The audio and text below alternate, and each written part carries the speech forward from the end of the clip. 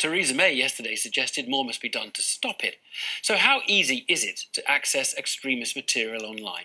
Our policy editor Chris Cook spoke to Oxford University's Elisabeth Kendall, who monitors jihadist material on the web. This week, there's been a lot of focus on the web giants. Have social media, in particular, allowed violent hate to cover the globe?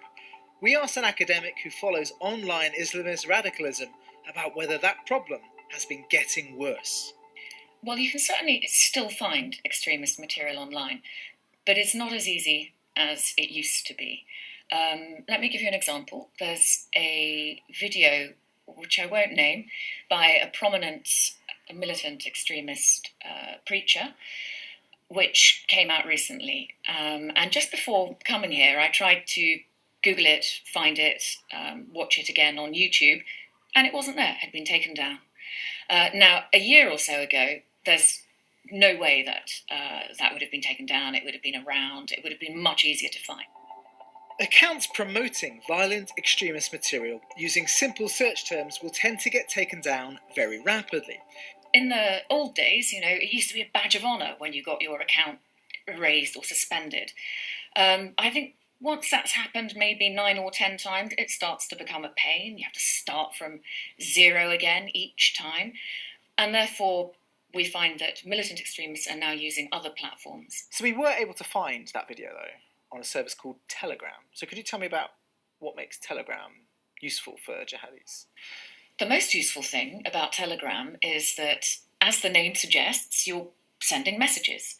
And normally that works via groups in the militant jihad context. So you can sign up to a group, you can join it, but you can't find that group very easily because you can't just type in and search for the name of the group, like the Islamic State or Qa'idat al-Jihad. You have to know what their user name is, their user address is, before you can join the group. And that's normally quite a complicated collection of letters and numbers that you would not be able to guess. And why don't the authorities just shut down these groups in the way they have been going after these YouTube videos?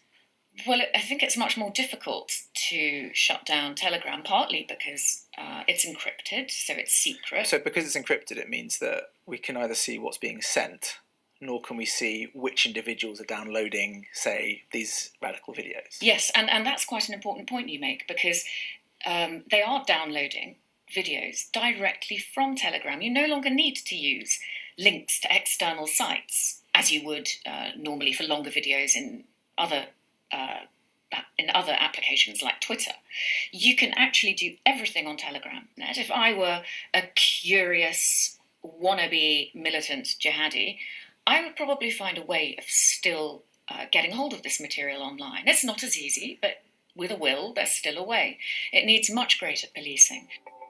So it's not easy to stumble into violent extremist material, but encrypted applications provide it for those who want it. Chris Cook, and we did ask the big technology firms to join us on the programme tonight, but nobody was available.